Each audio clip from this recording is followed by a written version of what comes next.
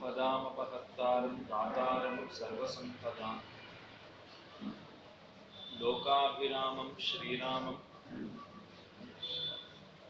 भूयो भूयो नमाम्यहम्। वपापरिमलोल्लासवासिताधरपल्लवम् मुखं वरदराजस्य मुग्धस्मितमुपास्महे। आकारत्रयसम्पन्नाम् अरविन्दनिवासिनी अशेषजगदीशित्रीं वन्दे वरदवल्लभाम्। வாடி எதிராசன் வாடி எதிராசன் வாடி எதிராசன் என வாழ்த்துவார். வாடியென வாழ்த்துவார் வாடியென வாழ்த்துவார் தான் இணையில் தாழ்த்துவார் விண்ணோர் தலை. அகிலாத்ம குணாவாசம் அஜ்ஞான திமிராபகம் ஆஸ்ரிதானாம் சுசரணம் வந்தே அனந்தாரிய தேசிகம். லோகாச்சாரியாய குரவே கிருஷ்ணபாதஸ்ய சூனவே संसारभोगि संतष्ट जीव जीवातवे नमः। श्रीमते रम्यजामातृ मुनीन्द्राय महात्मने श्रीरंगवासिने भूयात् नित्यश्रीः नित्यमंगलम्। अमुदनार अमुदं कमल तिरुवाई अलगिलम सोதி சேர்வடிவும் அமுதமென்னகையும் புகழுடன் திகழும் துய்யதாம் முப்புரி நூலும் அமலுடை குருவாய் அடியவர்க்குடையாய் விளங்கும் அண்ணங்காரியர்த்தம். அமுதமென் மொழியும் குமுதமென் மலரை நயனமும் நெஞ்சகதாவே.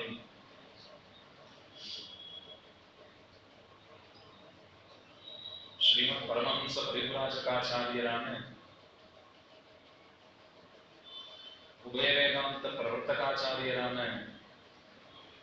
ஸ்ரீ யதுகிரி யதிராஜ ஜீயர் சுவாமியினுடைய திருமுன்பே அவருடைய ஸ்ரீமட்டத்திலே 3 நாட்களுக்கு ஸ்ரீராம குணானுபவம் பண்ண வேண்டும் என்பது அடியனுக்கு இடப்பட்டிருக்கிற கட்டளை.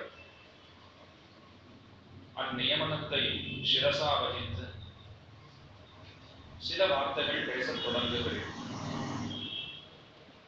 நம்முடைய பாரத தேசத்திலே இதிகாசங்களுக்கு நாம் தனிப்பட்ட பெருமை கொடுத்திருக்கிறோம். நமக்கு எதெல்லாம் பிரமாணங்கள் என்று கேட்டால் வேதம் மிக மிக முக்கியமான பிரமாணம். வேதாங்கங்கள், வேதாந்தம், இவைகளோடு கூட ஸ்மிருதிகள், மேலே இதிகாச புராணங்கள், பாஞ்சராத்திர ஆகமம் போன்றவைகள், திவ்ய பிரபந்தங்கள், இவை அனைத்தும் நமக்கு பிரமாணங்களாக நாம் இசைந்திருக்கிறோம். பிரமாணம்னு சொன்னால் தமிழிலே சான்று என்று சொல்லுகிறோம்.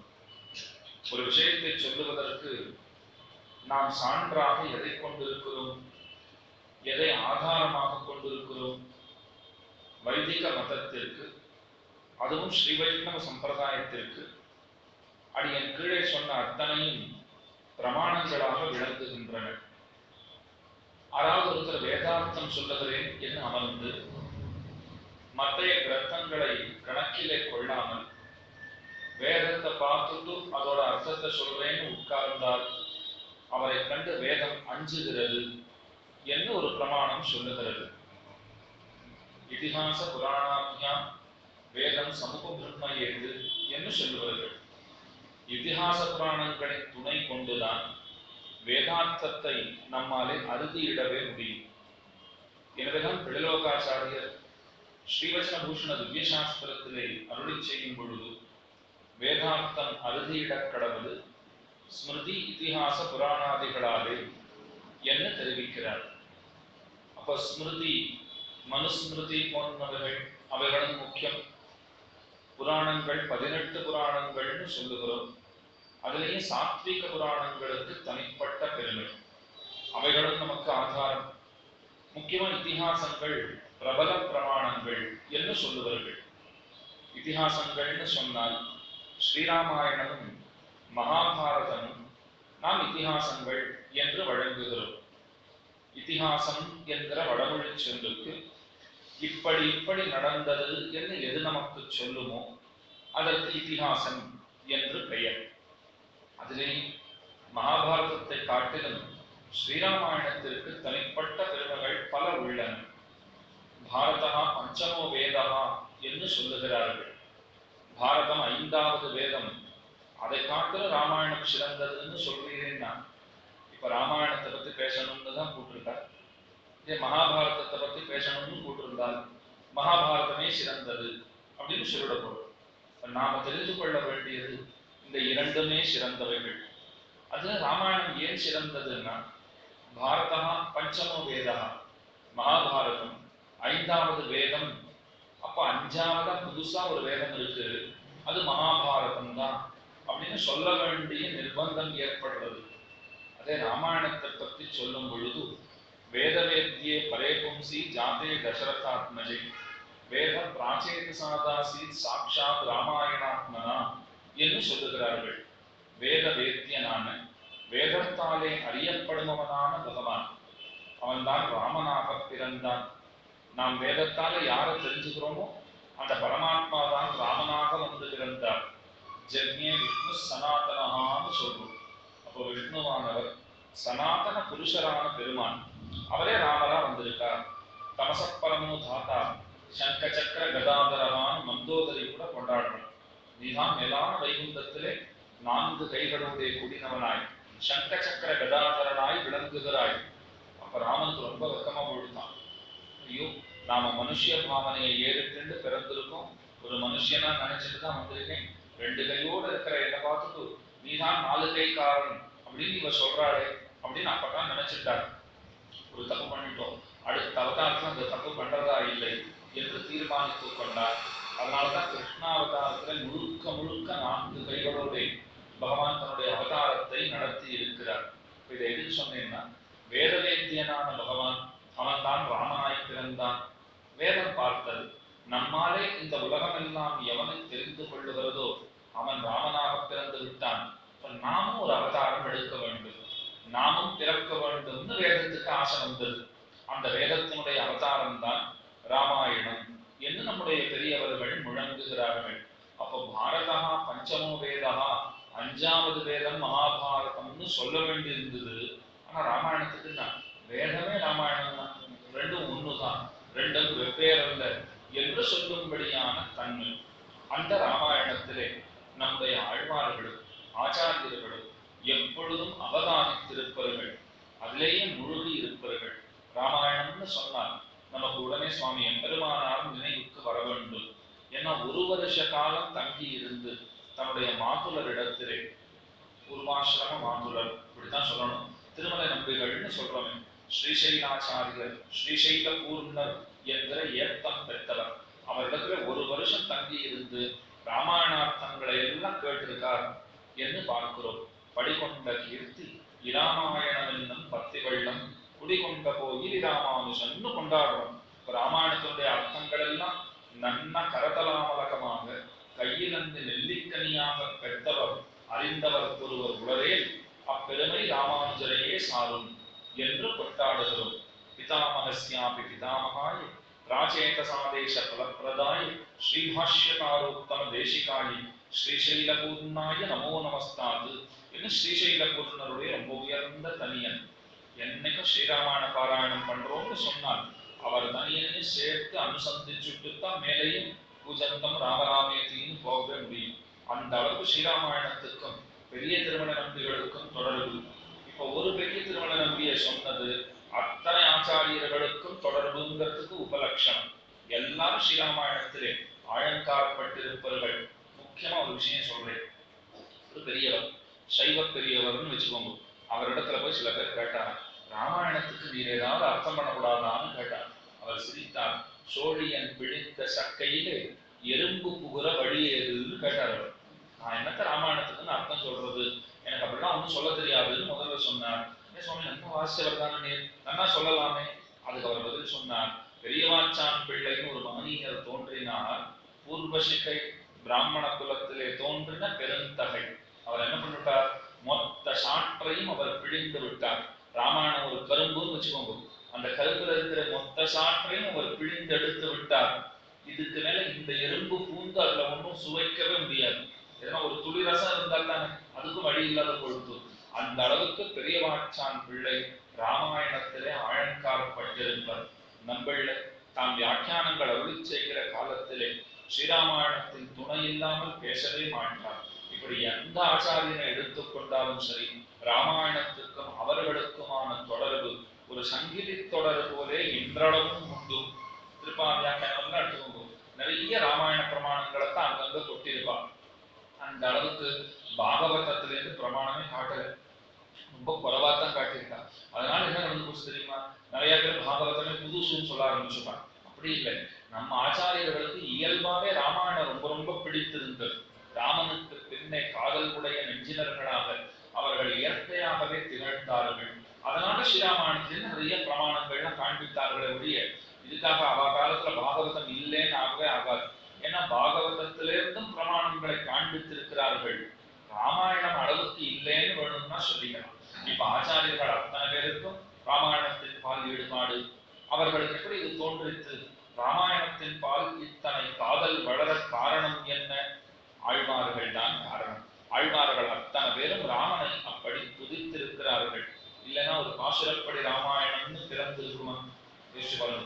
பெரியவாச்சான் பிள்ளைங்கிற மகனீய அபயப்பிரத ராஜர் என்று பெயர் பெற்றவர், வியாக்கியான சக்கரவர்த்தியின் உலாவப்படுபவர், யாமுன சூனுன்னு அவரை போத்துகிறோம். யாமுனருடைய பிள்ளை ஸ்ரீகிருஷ்ணர் என்கிற திருநாமத்தை உடையவர். சொல்லிட்டே போகலாம் அவருடைய பெருமை. அந்த பெரியவாச்சான் பிள்ளை ஆழ்வார்களுடைய பாசுரங்களை சேர்த்து தொகுத்து ஒரு ராமாயணம் இயற்றி இருக்கிறார்.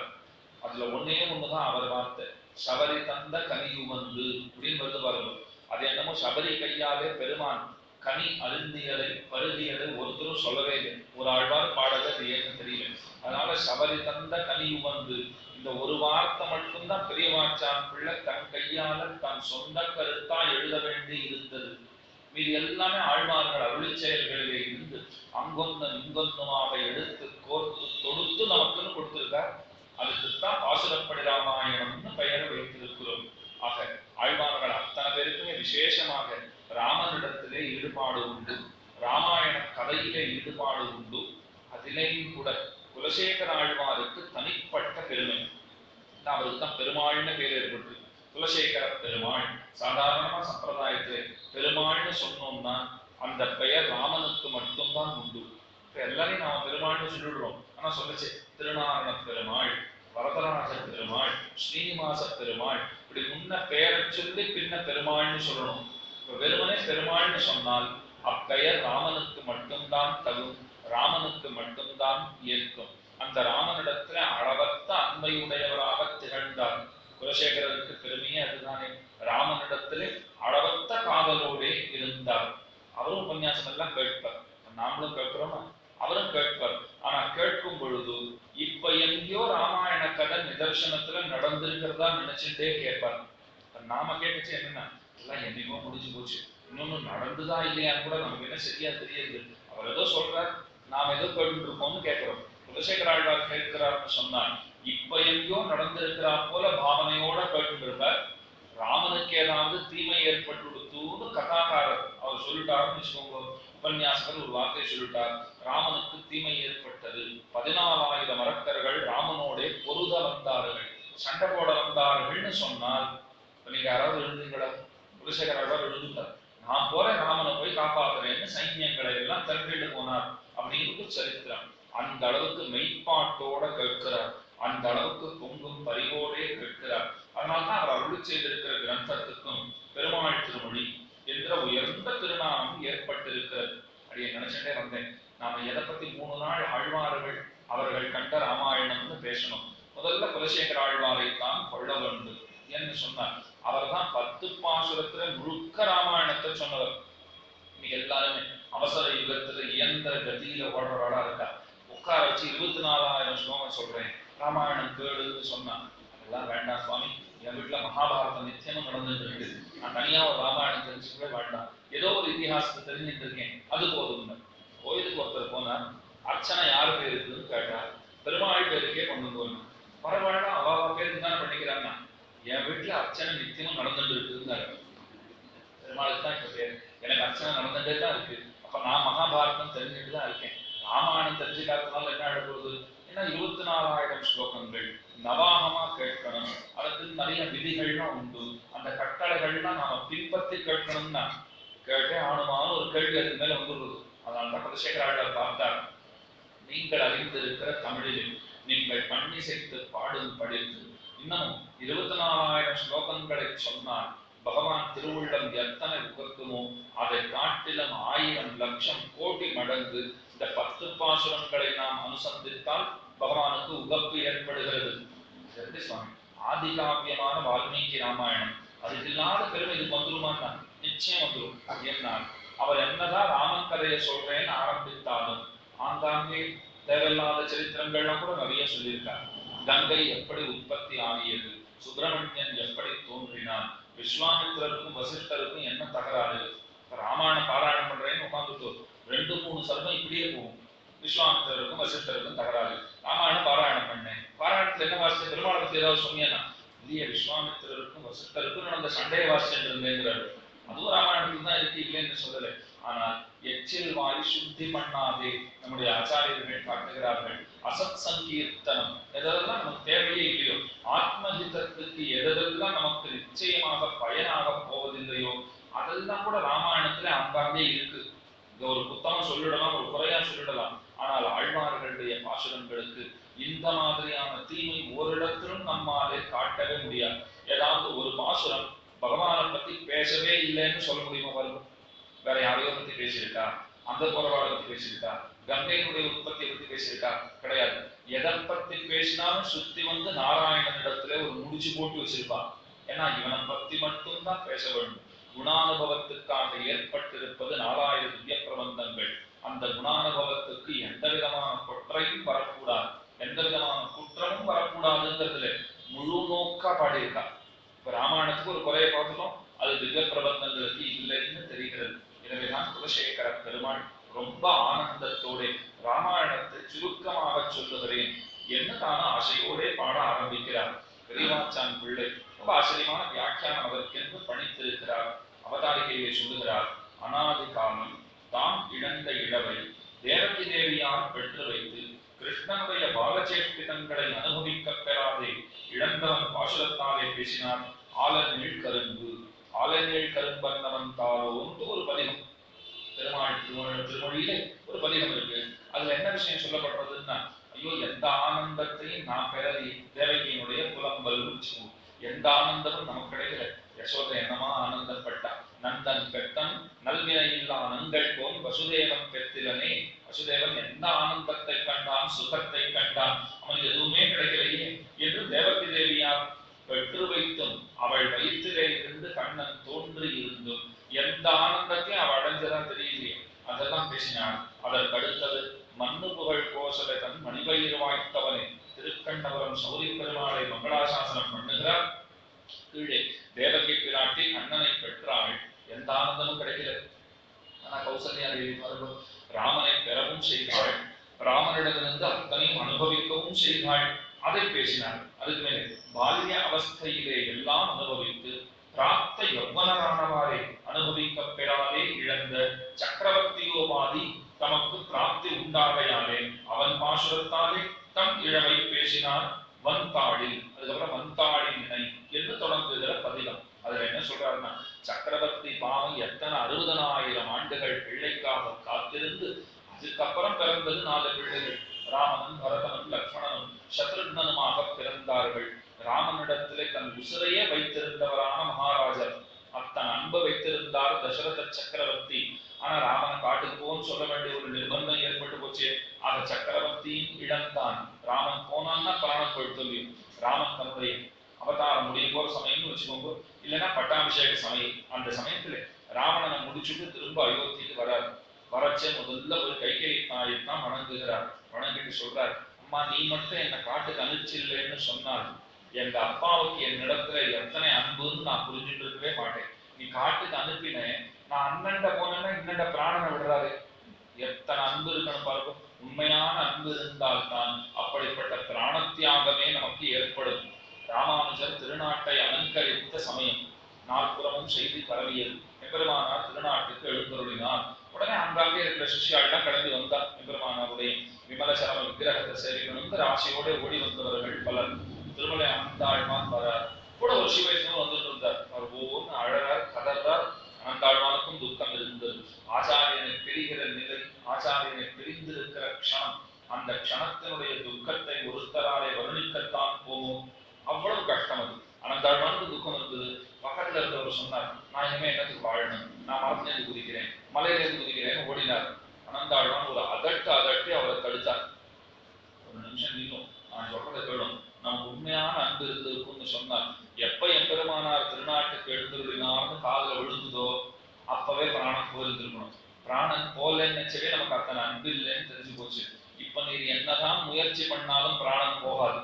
நமக்கு கை கால் உடையும், உம்மையும் தூக்கிட்டு நான் நடக்கணும், எனக்கு அந்த கஷ்டத்தை நீர் கொடுத்துறாதீங்க. ஆகவே ராமானுஜர் திருநாட்டுக்கு எழுந்துருளினார்னா வருத்தம் அத்தனை பேருக்கும் இருக்கத்தான் செய்கிறது. அதுக்காக உண்மையான அன்பு இருந்தா பிராணம் தன்னடவே கொள்ளாதா? கேட்ட மாத்திரத்திலே போயிருந்திருக்க வேண்டுமே. இதைத்தான் தசரதனிடத்திலே நாம் காணலாம். ராமன் அண்ணண்ட போனார்னு சொன்னார், இன்னண்ட தன்னுடைய பிராணனையே விட்டிருக்கிறார். அதைத்தான் மந்தாளினை எப்படி காட்டு நினைச்சு நம்ம காட்டுக்கு போக சொல்றீங்க, ராமானி எத்தனை சௌக்கியமாக வளர்ந்த பிள்ளை என்னெல்லாம் கதறும்படியான அத்தன்மையை அவ்விடத்திலே தெரிவிக்கிறார். அதற்கு மேலே ராமனுடைய பாவநிலைகளில் நாம் அனுபவித்திருக்கிற சக்கரவர்த்தி திருமகன் சக்கரவர்த்தி ராமனை காட்டுக்கு போன்னு சொன்னது, அதுக்கு மேல பேசுறார். இத்திருமொழியிலே கீழ்பிறந்த இழவுகள் எல்லாம் தீர, இழவுனா குறையின் அர்த்தம். கீழே என்னென்ன குறைகள் எல்லாம் குலசேகர ஆழ்வாருக்கு தனக்கு இன்னும் பகவானுடைய கிடைக்கலன்னு சொல்லிட்டு இருந்தாரோ, இப்போ தேவகி புலம்பல்னா ஒரு பேருக்கு தேவகியினுடைய பேர் அவர் வச்சிருக்காரே தவிர இது அவரோட புலம்பல், நான் என்ன ராமன் அடையி என்கிற புலம்பல், தன்னையே தசரதனா நினைச்சிட்டு ராமனை விட்டு பிரிஞ்சிருப்போமேங்கிற புலம்பல், இப்படிதான் பாடியிருக்கார். எனவேதான் இந்த 10ஆம் திருமொழி, பெருமாள் திருமொழியிலே 10ஆம் திருமொழியிலே அவர் எதை பேசுகிறார்னு சொன்னால் முக்கியமான ஒரு அர்த்தத்தை இந்த இடத்திலே காட்டுகிறார். இத்திருமொழியிலே கீழ்பிறந்த இழவுகள் எல்லாம் தீர சக்கரவர்த்தி திருமகன் நித்தியவாசம் பண்ணுகிற திருச்சித்திரகூட்டமாகிற திருப்பதியிலே, திருச்சித்திரகூட்டம் என்கிற உயர்ந்த க்ஷேத்திரம், தில்லநகர் திருச்சித்திரகூட்டம்னு கொண்டாடுகிறோம். பார்த்த சாரதியாய் கோவிந்தராஜனாய் பகவான் சேவை சாதிக்கிற திருத்தலம், சபாபதினு அவருக்கு தான் பெயர். ஆனா நிறைய பேர் என்ன கேள்விப்பட்டிருக்க அப்படின்னா, சபாபதினா அந்த தேவதாந்தரத்தோட பேரா தான் நினைச்சிட்டு இருக்கோம். நடராஜருக்குத்தான் சபாபதினு பேர் வச்சிருக்கான். சபாபதிக்கு வேறு தெய்வம் சமானமோ அப்படின்னா பாட்டெல்லாம் பாடுறாளேன்னா ஒரு விஷயம் என்ன கவனிச்சு பாருங்க. ஒருத்தர் படுத்துட்டு இருக்கார், படுத்துட்டு அவர் ஒரு ஷோ பார்த்துட்டு இருக்கார். அவர் பார்க்கறதுக்கு ஹேதுவா ஒருத்தர் நாட்டியம் ஆடிட்டு இருக்கார். அந்த ஊர்ல சரித்திரமே என்னன்னா, பரமசிவனாருக்கும் பார்வதிக்கும் நாட்டியத்திலே யார் சிறந்தவர்கள்னு ஒரு போட்டி வந்துருச்சு. நான் என்ன ஆடுறேன்னா நீ என்ன ஆடுறியா அப்படின்னு ஒரு போட்டி வந்துருச்சு. போட்டின்னு அதுக்கு ஒருத்தர் ஜட்ஜி வேண்டாமா?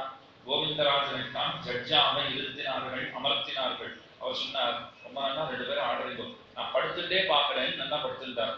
நடுவரா அவர் தான் இருந்தார். இப்ப சபாபதின்னு நாம யார சொல்லணும்? யார் நடுவரா இருக்காரோ அவருக்கு தான் சபாபதிக்கு பெயர். ஆக பகவான் படுத்து கொண்டு இன்றளவும் பரமசிவனார் ஆடுகிற ஆட்டத்தை பார்த்து கொண்டிருக்கிறான். அங்க போய் சேர்த்து ரொம்ப ஆச்சரியமான தரிசனம், கோவிந்தராஜனுடைய தரிசனம். போக சயனம்னு சொல்லலாம், வீர சயனம்னு கொண்டாடுகிறோம் சில இடங்களில். அப்படித்தான் பகவான் படுத்திருக்கிறான். நன்னா படுத்துட்டு அந்த பக்கம் நடராஜர் ஆடுற ஆட்டத்தை பார்த்துட்டு இருக்கார். அப்ப சபாபதி என்கிற திருநாமம் அவனுக்கே ஏற்குவதாக, அவனுக்கே விளங்குவதாக நாமும் அனுபவிக்கலாம். அந்த திவ்ய தேசத்தை மங்களாசாசனம் பண்ணுகிறார். அந்த ஊருக்கு திருச்சித்திரகூட்டம்னு பேர் வச்சார். என்ன சித்திரகூட்டத்துல இருக்கச்சே ராமனுக்கு எத்தனை ஆனந்தம் ஏற்பட்டதோ அதை காட்டிலும் பன்மடங்கு ஆனந்தம் தில்லநகர் திருச்சித்திரகூட்டத்திலே கிட்டியதாம். அதனால்தான் அந்த பேர் அந்த ஊருக்கு வச்சிருக்கா. அங்கே போய் குலசேகர ஆழ்வார் வணங்கினார்.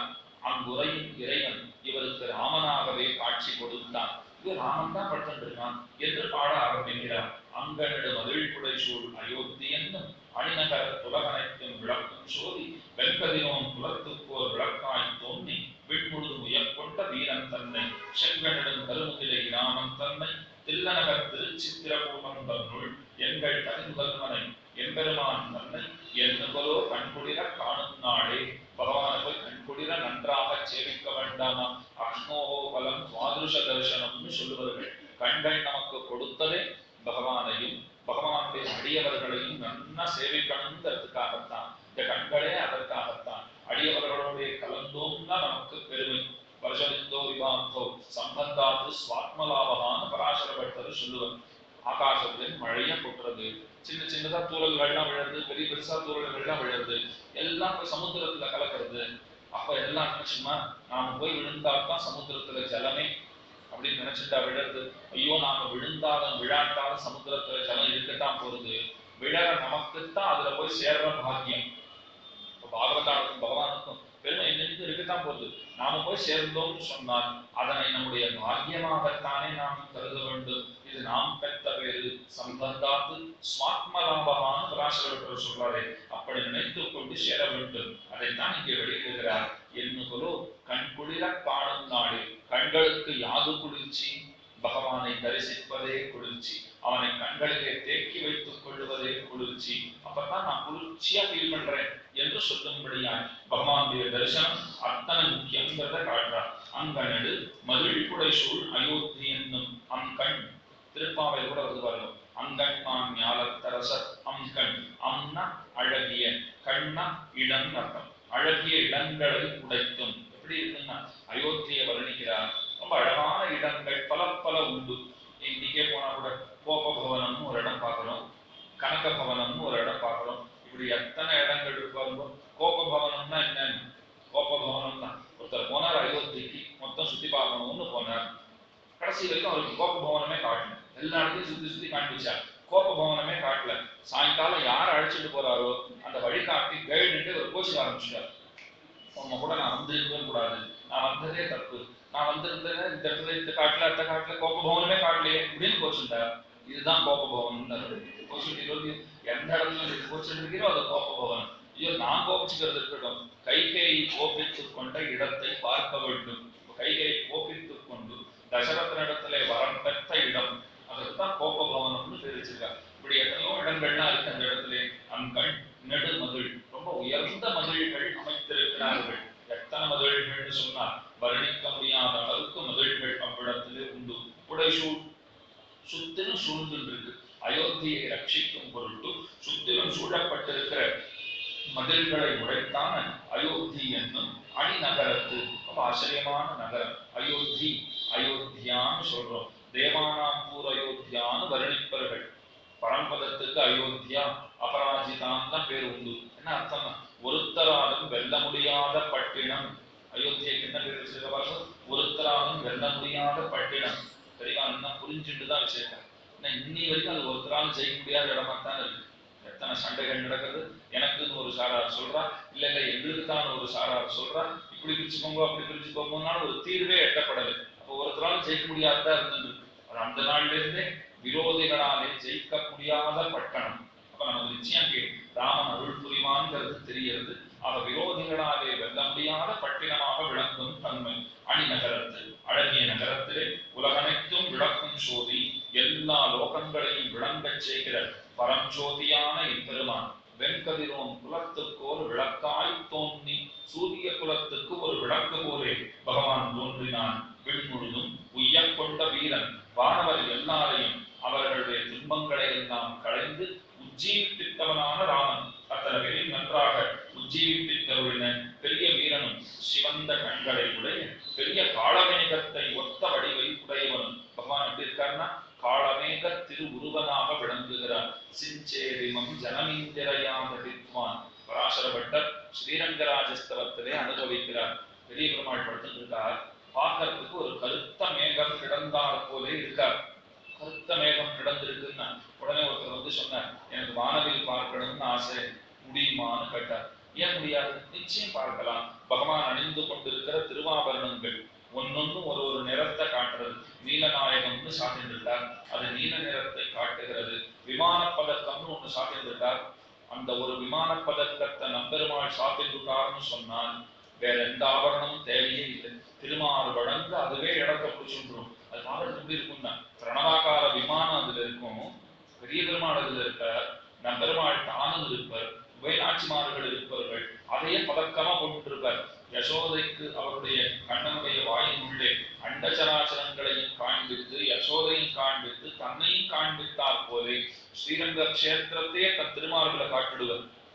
அதிலே விசேஷமான பல கற்களை பதித்திருக்கிறார்கள். அப்படியே வில் வீசும். ஒன்னொன்னும் ஒரு நிறத்தை வெளியில வீசும்படியான வைபவம். அப்ப வானவில்லும் அந்த இடத்துல உண்டு, மின்னல் உண்டான கேட்டா திருமார்பிலே மின்னுமவளான பிராட்டி. அப்பதான் மின்னுட்டே இருக்காள், அவள் இருக்கிறாள். அடுத்தது வட்டத்தில் இருக்கிறாள். எல்லாம் சரிதான். ஆனா மேகமானது வருஷித்தால் வெளுத்து போகும். வெளுத்து போச்சு, சாயம் போச்சுன்னு சொல்றோம் பாருங்க. மழை பெஞ்சுடுத்துன்னு சொன்னா சாயம் போடும். ஆனால் எங்கள் பெருமான் சாயமே போகாதவன், காலமேக திருவுருவனான பெருமான். ராமன் அப்படித்தான் விளக்குகிறான். கண்ணழகாலும் தன்னுடைய வடிவழகாலும் அத்தனை பேரையும் கழிப்பிக்கும் அவன். அவன் எங்கு இருக்கிறான், எங்கு உரைகிறான்? தில்லநகர் திருச்சித்திர கூட்டம் தன்னுள். தில்லநகர் திருச்சித்திர கூட்டத்தில் அவன் தான் இருக்கிறான். எங்கள் தனி முதல்வனை, எங்கள் தனி முதல்வனைன்னு சொன்னா எங்கள் அத்தனை பேருக்கும் ஒப்பற்ற தலைவனாய், இந்த ஜகத்துக்கே காரணபூதனாய் இருக்கக்கூடிய எம்பெருமான். அப்பேற்பட்ட சர்வேஸ்வரனை கண்கள் திருப்தியுடன் காணப்பெறும் நாள் என்னுகளோ, என்னைக்கு திருப்தியோடு அவனை போய் நாம் சேவிக்க முடியும் என்று தன்னுடைய ஆசையை வெளிப்படுத்தும்படியாய் அமைந்திருக்கிறது. அங்கன் இத்தியாதி போக்கிய போகோபகரண போகஸ்தானங்களை உடைத்தாய்.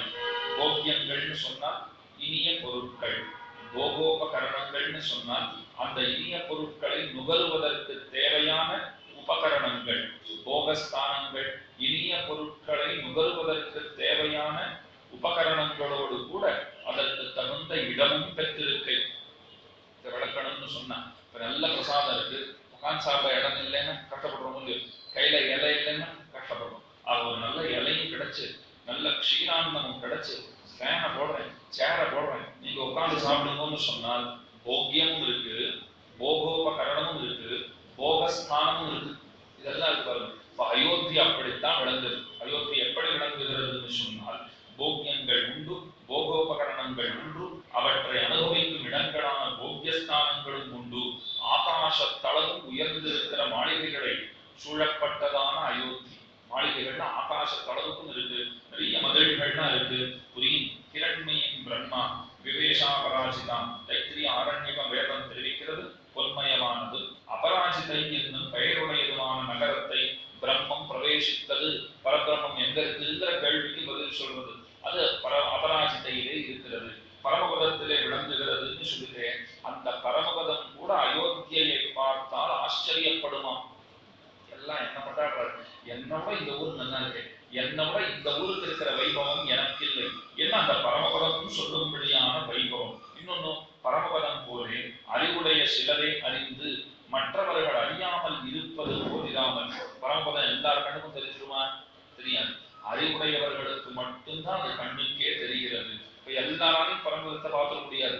திருநாராயணபுரத்திலே ரொம்ப ஆச்சரியமான ஒரு விஷயம் தெரிவிப்பார்கள். சுச்சரித்தனுடைய சரித்திரம்னு ஒரு சரித்திரம் உண்டு. சுச்சரித்தன்னு ஒரு பிராமணன், ஒரு மனைவி, 2 குழந்தைகள். கங்கா யாத்திரை, கங்கா ஸ்நானம் பண்ணணும்னு அவர் போனார். கங்கைக்கு போயிட்டார். எல்லாம் தீர்த்தாமாடிட்டு இருக்கா பொறுத்து இவர் கண்ணுக்கு கங்கையே தெரியுது. கங்கை எங்க இருக்கு, கங்கை எங்க இருக்குன்னா, கங்கை கரையிலே நிற்கிறது, உள்ள ஒரு அடி எடுத்து வச்சிருந்தா கங்கைன்னா என் கண்ணுக்கு எதுவுமே தெரியலையேங்கிறவர். நாங்கெல்லாம் குளிச்சுட்டு இருக்கோமே, உமக்கேன் தெரியல வருத்தப்பட்டார். அப்பத்தான் ஒரு பெண் வருகிறாள் அவருக்கு முன்னே வந்துட்டு சொல்றா, நீ ஏன் அழகின்னு கேட்டா. இவ்வளவு தூரம் வந்துட்டு எல்லார் கண்ணுக்கும் தெரியல, என் கண்ணுக்கு தெரிய மாட்டேங்கிறது. அப்ப கையை பிடிச்சிட்டு அவளே அழைத்து கொண்டு போய் கல்யாணி தீர்த்தத்துக்கு நீ எப்பயாவது போயிருக்கீரான்னு கேட்கிறான். சொல்ற கல்யாணிக்கிற பேரே நான் இது வரைக்கும் கேள்விப்பட்டதில்லை. தீர்த்தம்னா என்னங்கிற, கல்யாணி தீர்த்தம்னு ஒரு உயர்ந்த கஷேத்திரம். கல்யாணி தீரத்துல உயர்ந்த கஷேத்திரம் இருக்கு. கல்யாணி அந்த தீர்த்தமே ரொம்ப பாவனமானது. இது போனதே இல்லையா அப்படின்னா, இது வரைக்கும் இல்ல, கங்கைக்கு தான் வந்து அதுவே கண்ணுக்கு தெரிய மாட்டேங்குது. பிரசித்தமான கங்கையே கண்ணுக்கு தெரியல, நான் அறியாத கல்யாணி எப்படி தெரியுங்கிறார். கையை பிடிச்சி அழைச்சிட்டு போறார். அப்ப கங்கை தெரியுது. இதுல நீ கல்யாணி கல்யாணின்னு சொல்லிண்டே முக்க வேண்டியது அப்படின்னு சொல்றாள் அந்த பெண். அவரும் முக்கிய எழுந்துகிறார். சொன்னா நம்ப மாட்டேங்கோ. கடைசியில் அவர் எழுந்தது எந்த இடத்துல தெரியுமா? ஒரு தடவை முக்கி எழுந்தார், கல்யாணில இருந்து வெளியில வந்தார். ஐயோ, கங்கையில முக்கினவர் கல்யாணில இருந்து வெளியில வந்தார். அங்க இருக்கிறவாள் கேட்டார், திடீர்னு வரையில நீங்க இறங்கி நாங்க பார்க்கவே இல்லையா? நாங்க இறங்கினா தான் நீங்க பாக்குறது, இங்க நாங்க இறங்கவே இல்லை, நாங்க வேற இடத்துல இறங்கினோம், இங்க இருந்து வந்துட்டோம். இப்ப அவர் கண்டுக்கு கங்கை தெரியல, ஆனா அதுல ஒரு நன்மை இருந்தது. கங்கையை காட்டிலும் புனிதமாய கல்யாணி. அழ்வார் கங்கையை புனிதமாய காவிரியும் பாடினார். நாம எப்படி பாடணும்னா, கங்கையில் புனிதமாய காவிரி, அக்காவிரி தன்னிலும் புனிதமாய கல்யாணி. காவேரியை காட்டிலும் புனிதம் மிக்கதான அந்த கல்யாணி, அதை இவர் பார்க்கணும்னு இருந்ததுனால இவருக்கு கங்கை தெரியல. ஆனா பரமபதம் அப்படி இல்லை. இன்னொரு இடத்தை காட்டுறதுக்காக எனக்கு பரமபதம் தெரியலன்னு சொல்ல முடியாது. பரமபதம் பாக்கியசாலிகளுக்கு மட்டும்தான் தெரியுது. எல்லாருக்கும் தெரியுறதா? இப்ப சுச்சரித்தங்கிற பாக்கியசாலி எங்கோ கங்கையில முக்கினாலும் கல்யாணிலேருந்து வெளியில வந்துடுறாரு. இப்ப நாம கங்கையில முக்கியம்னா வெள்ள வரவுமாங்கிறதே சந்தேகம். அப்படியே அடிச்சுட்டு போயிடலாம். அங்கங்க எத்தனையோ துறைகள்னு வச்சுக்க வரும். இந்த துறையிலே குளித்தால் செல்வம் கிட்டும், இந்த துறையிலே குளித்தால் ஸ்வர்க்கம் கிட்டும். ஒருத்தர் ரொம்ப அழகான இடத்துல நின்று இருந்தார். இந்த துறையில குளிச்சா அப்படின்னு கேட்டார். பதில் சொன்னா, இனிமே ஸ்நானமே கிடையாது, கடைசி ஸ்நானம் அப்படியே போடலாம் அப்படிங்கிற அர்த்தம். ஆக பாக்கியம் பண்ணவாளுக்கு தான் பரமபதம் கண்ணு தெரியுது. அறிவிலிகள்லாம் பரமபதத்தை அடையிறதுங்கிறது நிச்சயமா முடியாது. அப்ப பரமபதத்தை எல்லாராலும் அடைய முடியலேங்கிற குறை இருக்கு. அந்த குறை அயோத்தியைக்கு கிடையாது. அவ்விதத்தாலே அயோத்தியை மிகச் சிறந்தது என்று கொண்டாடுகிறார்கள். அணிநகரத்து அலங்காரங்களாலே குறைபற்ற ஊர் எண்ணுதல். ஒரு ஊர்னு சொன்னால் அந்த ஊர் அப்படியே நம்ம ஈர்க்கும்படியாக அமைந்திருக்க வேண்டும். ஊர்ல சுத்தமா இருக்கா? இருக்கு. அந்த ஊருக்கு வேற என்னென்ன பெருமைனா, சுவாமி ஒருத்தர் அந்த ஊர்ல தானமே பண்ண மாட்டார். அயோத்திக்கு அதுதான் பெருமை. தானம் பண்ணாது ஒரு பெருமையா? தானம் பண்றதுதானே பெருமைனா, கை நீட்டுவார் இல்லை, அதனாலே தானம் பண்ணுவார் இல்லை. யாராவது பொருள் கை நீட்டினாதான் கொடுக்கறதுக்கு, கை நீட்டுறவாடே யாரும் இல்லை. அதனால ஒரு செழிப்பாக விளங்குகிறது. அதைத்தான் அணிநகரத்து உலகனைத்தும் விளக்கும் சோதி சர்வ லோகங்களையும் தன்னுடைய தேஜஸாலே நாராயண பரோஜோதிகி என்கிறபடியே பரஞ்சோதிஷாய் உள்ளது. பகவானுக்கு தான் பரஞ்சோதிகி அப்படின்னு திருநாமம். பரஞ்சோதிகி உபசம்பத்திய ஸ்வேன ரூபேன அபினிஷ்பத்தியதேனெல்லாம் உபனிஷத்து கொண்டாடுறது. பகவானுக்கு பரஞ்சோதி என்று பேரு. பகவான் உரையும் இடமான அயோத்தியையும் பரஞ்சோதியை போல விளங்குகிறது. எப்பவும் வெளிச்சமா இருக்கு அந்த இடத்துல. அங்குதான் வெங்கதிரோன் இத்தியாதி ஜகத்தில் அந்தகாரம் எல்லாம் நீக்க கடவ ஆதித்யன் வம்சத்திலே. ஆதித்யங்கிறவன் சூரியன். அவன் என்ன பண்றான்னா இருட்டை போக்குகிறான். இவ்வுலகத்திலே இருட்டை போக்கி வெளிச்சத்தை தருபவனான ஆதித்யன், அவனுடைய வம்சத்திலே ராமன் பிறந்தான். என்னதான் நம்ம சம்பிரதாயத்திலே பற்பல சூரியர்களை சொல்லுவர்கள். கண்ணுக்கு புலனாகிற சூரியன், நாம பார்க்கிற பிரத்யட்ச சூரியன் ஒண்ணு. அதுக்கடுத்து தெரிவிக்கிறார்கள் ராமதிவாகரன், ராமனாகிற சூரியன். அச்சுதபானு, கண்ணன் அச்சுதனாகிற சூரியன். அதுக்கு மேலே பகுடபூஷண பாஸ்கரர், லோக திவாகரர், ராமானுஜ திவாகரர், இப்படி பல சூரியர்கள். ஆச்சாரிய ஹிருதயத்திலே நாயனார் அற்புதமா தெரிவிக்கிறார். மற்ற எந்த சூரியனாலேயும் போகாத அகவிருள் அது நம்மாழ்வார் தோன்றினார் போச்சு. நம்மாழ்வாராகிற சூரியன் வந்த பிறந்தான் அஞ்ஞானங்கிற இருட்டு முழுவதுமாக தொலைந்து போயிற்று என்று அருளுகிறார். வேடிக்கையா ஒரு உண்மை சொல்றேன். காஞ்சி கபிலாதிமேஸ்வரர் சுவாமி ஆழ்வார் திருநகருக்கு எழுந்தருளி இருந்தார். அங்க தங்கி ஆச்சாரியருடைய காலட்சேபம் பண்ணணும்னு போயிருந்தார். ஆச்சாரியர்கிட்ட காலட்சேபமா எல்லாருக்கும் சொல்லணுங்கிற ஆசையோட போயிருந்தார். ஒரு நாள் துவாதசி பாரண காலம். சூரியோதயத்துக்கு அப்புறம் தான் பாரணை பண்ணணும். இவர் பின்மால தாமிரபரணியில போய் தீர்த்தமாடிட்டு வரலாம்னு போயிட்டு இருக்கார். ஒரு அம்மா 5:30 மணிக்கெல்லாம் சாப்பிட்டு இலையை தூக்கி போட்டு கையில இருந்தா. 5:30 மணிக்கே சாப்பிட்டா இலையை தூக்கி போட்டு கையில இருந்தா. சுவாமி பார்த்தார், இந்த ஊர்ல எல்லாரும் நல்ல சிஷ்டாளாச்சே, சாஸ்திரம் தெரியாதவா யாருமே இல்லைன்னு கேள்விப்பட்டிருக்கேன். இப்படி அநியாயமா பாரண சமயமே வரல, சூரியோதயமே ஆகுது, அதுக்குள்ள சாப்பிட்டு கையலம்பராளேன்னு அந்த அம்மா கிட்ட போயிட்டு, அம்மா பாரண பண்ணிருக்கிறதா தெரியுது, அதுக்கு இப்படி இருக்காச்சே பண்ணலாமா, இன்னும் சூரியோதயமே ஆகலையேன்னு கேட்டார். அந்த அம்மா பதில் சொன்னா, நீர் தான் இந்த ஊருக்கு ஆச்சாரியர் சொல்ல வந்தீரான்னு கேட்டாங்க. அதுதான் வந்திருக்கேன். அதுல நான் கேட்டதுக்கும் நீர் கேட்கறதுக்கு என்ன சம்பந்தம் தான், ரொம்ப நன்னா சொல்லுகிறது விளங்கும் அப்படின்னாரு. ஏன் நன்னா சொல்ல மாட்டேன்னு ஏன் நீர் நினைக்கிறீர்னா, உமக்கு அர்த்தமே தெரியல, ஆச்சாரியத்தினுடைய சாரமே உமக்கு தெரியல, நீர் என்ன சொல்ல போறீர்கள்? நீர் 5:30 மணிக்கு இலைய சாப்பிட்டு இலையை தூக்கி போட்டு கையை நம்புறதுக்கும் எனக்கு ஆச்சாரியத்தை தெரியாதுன்னு சொல்றதுக்கும் எப்படி முடிச்சு போட்டு சுவாமி கேட்டார். அப்பாவை பதில் சொல்றா, பகுடபூஷண பாஸ்கரோதயம்னு சொல்லியிருக்காருடைய நாயனார். அதை எங்க ஊர்ல எப்பயோ ஆயிடுச்சு. நம்மாழ்வார் எப்பொழுது திருவாவதாரம் பண்ணினாரோ அப்பொழுதே பகுடபூஷண பாஸ்கரோதயம் ஆயிடுச்சு. இதுக்கு மேல இந்த சூரியன் வந்தா என்ன வராட்டி என்னன்னா கூப்பிட்டு போனா ஜாக்கிரதையா தான் இருக்கணும். இந்த ஊர்ல அத்தனை பேரிடத்து ரொம்ப ரொம்ப ஜாக்கிரதையாகத்தான் பேச வேண்டும். ஏன்னா பேசுற பேச்சிலே கூட ஆழ்வார் ஆச்சாரியர்களுடைய ஸ்ரீசூக்தி துலங்கத்தான் அவர்கள் பேசுவார்கள். ஒரு காலம் அத்தனை ஸ்ரீவைஷ்ணவர்களுடைய திருமாளிகளும் அப்படித்தான் இருந்தது. ஆழ்வார் திருநகரி மட்டும் இல்லை, எங்க போனாலும் ஸ்ரீவைஷ்ணவர்கள் திருமாளிகள் எப்படி தெரியுமா இருக்கும்? ஒரு உப்பை கடிதம் பண்ணிச்சு, உப்பு சேர்க்கச்சே கூட திருவரங்கம், திருமலை, பெருமாள் கோயில், திருநாராயணபுரம் சொல்லிட்டு தான் உப்பே சேர்ப்பார். ஏன் அப்படின்னா, உன்னை நம்பி உப்பு போடுறேன், இது அதிகமும் குறவும் இல்லாம நீ பார்த்துக்க வேண்டியது. அப்பல இருந்தே நம்ம ஆரம்பிச்சுடுறோம். கலிக பண்றச்சேவே கூட முமுட்சுவுக்கு அறிய வேண்டும் ரகசியம் 3 அப்படின்னா, அப்போ 3 விஷயம் என்ன தெரியுமா நினைச்சிருவா, 3 அடுப்புல 3 வச்சிருக்கேன், அந்த 3த்துலயும் இப்ப உப்பு சேர்க்கணுங்கிறத மனசுல நினைச்சிட்டு இதை சொல்லுவா. ஆனா இப்ப கலாச்சாரம் ரொம்ப ரொம்ப மாறி போடுது. அது பண்ணிட்டு வச்சு அதுல இருந்து இந்த கீழே குத்திக்கிறா, அப்படியே கொஞ்சம் தண்ணிக்கிறா, அதே கையோட திரும்பவும் தொட்டுடுறா. பெருமாளுக்கு பண்றது இல்லை. நாம என்ன சொல்லி இது மேல பண்ணாத இருக்கிறதே நல்லது. இத்தனை பண்ண அப்புறம் அவனுக்கு பண்ணணுங்கிற தேவையே இல்லை. அந்த மாதிரியான காலம் நடந்தது. பழைய நாள்னு சொன்னா அத்தனை பேரும் ஒன்னொன்னுத்தையும் அனுசந்தித்துக் கொண்டு ஆழ்வாராச்சாரியருடைய ஸ்ரீசூக்திகள், ரகசிய கிரந்தங்கள், பெண்மணிகள் கூட அத்தனையும் அறிந்தவர்களாக இருந்தார்கள். விடலோகாச்சாரியர் அத்தனை கிரந்தங்களையும் பண்ணார். மாமனிகள் வியாக்கியானத்தில் என்ன சொல்றார், பெண்களும் பேதையும் தெரிந்து கொள்ளும் பொருட்டு அப்படின்னு தான் அவர் சொல்றார். ஏன்னா அந்த நாள் பெண்களுக்கு எல்லாம் பெரிய சம்ஸ்கிருதம் வாசித்து அதுக்கு மேல விஷயங்களை தெரிஞ்சுக்கிறதுக்கு அவகாசமே இருக்காது. அவளுக்கு தெரியணும்னா அதுக்குதான் பிள்ளைலோகாச்சாரியர் இதெல்லாம் எழுதி வச்சிருக்கார், அதுக்குதான் வேதாந்த தேசிகன் இதெல்லாம் எழுதி வச்சிருக்கார் அப்படின்னு சொல்றோம். அதெல்லாம் தெரிஞ்சின்ற காலம் தான் இருந்தது. ஆக வெங்கதிரோன் குலத்துக்கு தோன்றினாய் ராமன் விளங்குகிறான். ராம திவாகரன், சூரியன் தான் ஞாபகம். வெளியில இருக்கிற சூரியன் முதல்ல சொன்னேன். ராம திவாகரன், அச்சுதபானு, பகுடபூஷண பாஸ்கரர், லோக திவாகரர். லோக திவாகரர்னு திருமங்க மன்னனுக்கு திருநாமம். அதுக்கு மேலே ராமானுஜ திவாகரா, புண்ணியாம் போஜ விகாசாய பாபத்மாந்த க்ஷயாய ஸ்ரீமான் ஆவிரபூத் பூமௌ ராமானுஜ திவாகரா. ராமானுஜராஜர சூரியன், இதெல்லாம் ஞாபகத்தில் வைத்துக் கொள்ள வேண்டும். ஆக ராமதிவாகரன் தோன்றினான். வெங்கதிரோன் குலத்திலே வந்து தோன்றினான். சூரிய குலத்திலே வந்து ஒரு அத்விதீயமான தேஜஸாய் வந்திருந்து தன்னுடைய வீரத்தாலே தேவஜாதியை அடைய உஜ்ஜீவிப்பித்தவனை தேவர்கள்லாம் போய் பகவானிடத்துல பிரார்த்தனை பண்றான். பகவானே, ராவணன் எங்களை ரொம்பவும் நலிகின்றான், ரொம்ப ரொம்ப தொந்தரவு பண்றான், நீர்தான் வந்து பிறக்க வேண்டும், எங்கள் அனைவரையும் காக்க வேண்டும் அத்தனை பேரும் பிரார்த்தித்தார்கள். அந்த பிரார்த்தனையை பகவான் ஏற்றுக்கொண்டு தான் போய் பிறந்து தன்னுடைய வீரத்தாலே அத்தனை பேரையும் வென்றவர். எனவேதான் வேதாந்த தேசிகன் ரகுவீர கத்தியம் ஆரம்பிச்சவே ஜெய ஜெய மகாவீரான்னு ஆரம்பிக்கிறார். பகவானுடைய வீரத்துக்கு இன்னொருத்தர நம்மாலே அவருக்கு சமமா காட்டத்தான் முடியுமா? அத்தனை வீரம் பொருந்தினவனாக விளங்குகிறான். ராமாயணத்திலே சொல்லுவார்கள், ஒரு நாள் யுத்தம் தான் ஆச்சு. சாயங்காலம் அவாவா போய் அவாவா முகாம் எங்க போட்டுருக்காளோ அந்த இடத்திலே யுத்த பூமியிலே அமைச்சிருப்பா, கூடாரங்கள் அமைச்சிருக்கா, அங்க போய் உட்கார்ந்து இருக்கா. களிம்பு பூசி கொண்டிருப்பவர்கள் எங்கெல்லாம் அடிபட்டிருக்கோம் அங்கெல்லாம் ஆயின்மெண்ட் தடவுது, களிம்பு தடவுது. அந்த காரியத்துல இருந்துச்சு. ஒரு அரக்கன் சொல்லுகிறான், இன்னைக்கு அப்பப்பா பெரிய யுத்தம், நான் ஒருத்தனா ராமனை சமாளிச்சுட்டு இருந்தேன்னு சொன்னான். இதை கேட்ட உடனே எங்கேயோ ஒரு இடத்துல களிம்பு பூசிட்டு இருக்கிற ஒரு அரக்கனும் கோவம் வந்துருக்கு. அவன் ஓடி வந்தான்.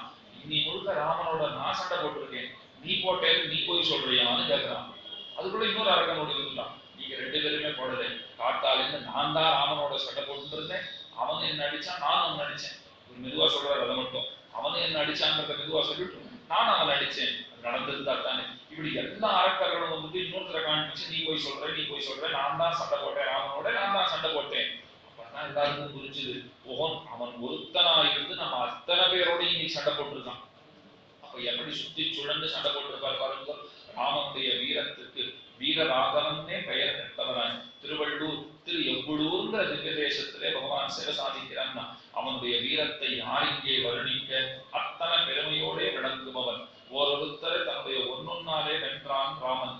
சூர்பனகையை அழகாலே வென்றான், ராவணனை வீரத்தாலே வென்றான், விபீஷணனை குணத்தாலே வென்றான். இப்படி ஒரே குடும்பத்தை சேர்ந்தவா அத்தனை பேரும் ராமன் வீட்டை தோத்துருக்காங்கன்னா ராவணன் தானே சொல்றான், என்னமோ நானும் அல்ப மானிட பதர்ந்துதான் நினைச்சிட்டு இருந்தேன், இவன் கூட சண்டை போடணுமா, இவெல்லாம் எனக்கு நிகர் இல்லைன்னு நினைச்சிட்டு இருந்தேன். ஆனா இப்ப சொல்றேன், யார்கிட்ட தன் பேரோட்டின்னு சொல்றான் ராவணன், என் கூட நின்று பொருதுவதற்கு ஒருவன் குளம் என்னால், என் கூட சண்டை போடுறதுக்கு ஒருத்தன் இருக்கான்னு சொன்னால் ராமனை விட்டா இன்னொருத்தன் கிடையாது.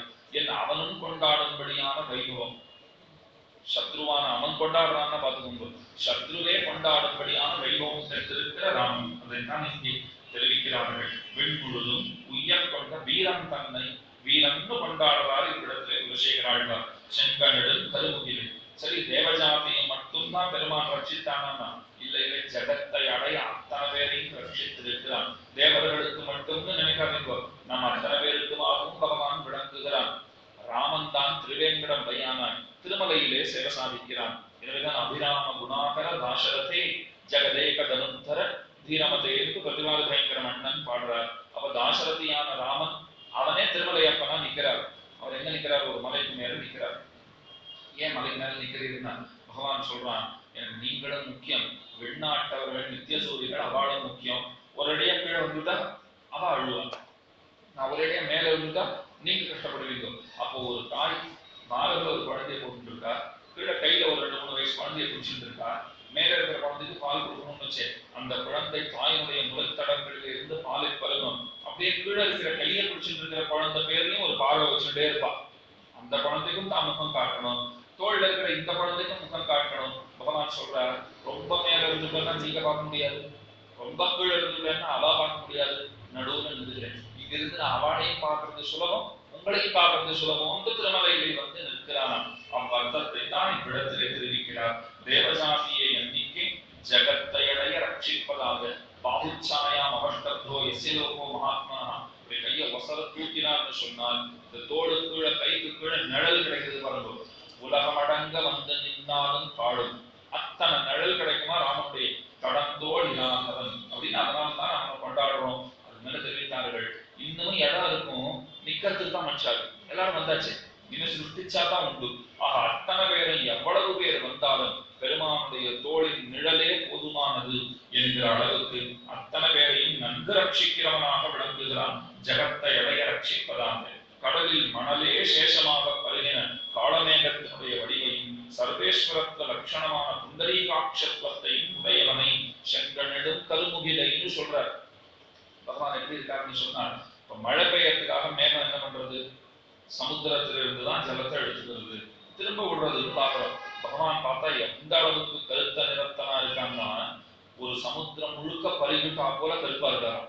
இப்ப மேகம் சமுத்திரத்து ஜலத்தை பருகினா கருப்பா இருக்கு, பகவான் கருத்த நிறத்தோட நீல நிறத்தவனாய் விளங்குகிறான். எப்படி இருக்கான் பாக்குறதுன்னா ஒரு சமுத்திரம் முழுக்க சாற்றுதான் போல் இருக்குங்கிற அளவுக்கு கருமை நிறத்தோடைய கூடினவனாய். அது மட்டுமன்று சர்வேஸ்வரத்துவ லட்சணமான புண்டரீகாட்சத்துவத்தையும் உடையவனை. யார் பரமாத்மான்னு கேள்வி வந்தது. சாந்தோக்கிய உபனிஷத்து தெரிவிக்கிறது, தஸ்யேதா கத்யாசம் புண்டரீகமேவ மோக்ஷினி. எல்லாருக்கும் தெரிஞ்சிருக்கிற பிரமாணம். ஏன்னா ராமானுஜர் சரித்திரத்திலே இந்த பிரமாணத்துக்கு மிக முக்கிய இடம் உண்டு. யாதவ பிரகாசர் கூட அவர் கொஞ்சம் பிரச்சனை எல்லாம் அதனால தானே ஏற்பட்டது. புண்டரீகாட்சன் செந்தாமரை கண்ணன்னு சொன்னார், அவனே பரமாத்மாங்கிறது கோள் சொல்லி கொடுக்கிற கண்கள். எந்த அவதாரம் பண்ணினாலும் அந்த அவதாரத்தை பகவானுடைய கண்களை இட்டே கொண்டாடுவார்கள். மகாவராக ஸ்புட பத்மலோச்சனா ராமஹா கமலபத்ராட்சா கிருஷ்ணா கமலபத்ராட்சா. இப்படி பார்த்தீர்களானால் மத்ஸ்யாவதாரத்தை சொல்லச்சே கூட மத்ஸ்யம் எப்படி இருந்ததுன்னா செந்தாமரை கண்ணனாக விளங்கினான். கூர்மாவதாரத்துல கூர்மம் எப்படி இருந்ததுன்னா தாமரை கண்ணனாய் விளங்கினான். இப்படி ஓரொரு அவதாரத்திலையும் அவனே பரம்பொருள்ங்கிறது கோள் சொல்ற கண்கள். ஒரு வேடிக்கையான சரித்திரம் சொல்றேன். சைவர்கள் அடிக்கடி இந்த கதையை எடுப்பார்கள். ஆனா யார் ஆச்சாரியர்கள் ஆதிசங்கரோ ராமானுஜரோ மத்வாச்சாரியரோ யாரும் இந்த கதைகளை எல்லாம் உதாகரிக்கவே இல்லை. கதை என்னன்னு முதல்ல சொல்றேன். நாராயணனுக்கு ஒரு விசேஷமான ஆயுதம் பெறணுங்கிற ஆசை இருந்தது. சக்கராயுதம் தனக்கு கிடைச்சா தேவைன்னு அவர் நினைச்சுட்டு இருந்தாரா. இது ஒரு கற்பனை கதை தான், இது என்னன்னா கேட்டுக்கோங்க. ஆனா மத்தவா சொல்ற கதை. சக்கராயுதம் தேவைன்னு நாராயணனுக்கு ஆசை வந்தது. பரமசிவனாரை குறித்து தபஸ் பண்ணினார். பரமசிவனை அர்ச்சிக்க வேண்டும் தீர்மானம் பண்ணிட்டார். 1008 பொன்மலர்களை சென்றார். ஒன்னொன்னா சிவன் பேரை சொல்லி அர்ச்சனை பண்றதுன்னு தீர்மானம் பண்ணிட்டாராம் பெருமாள். சிவனுக்கு நாராயணனோட விளையாடணும்னு ஆசை வந்துட்டு ஒரு மலரை எடுத்து எங்க ஒழிச்சு வச்சுட்டார். இப்ப பெருமான் அர்ச்சிச்சுட்டு இருக்கார். கடைசியில ஒன்னே ஒண்ணு இல்லை பாருங்க.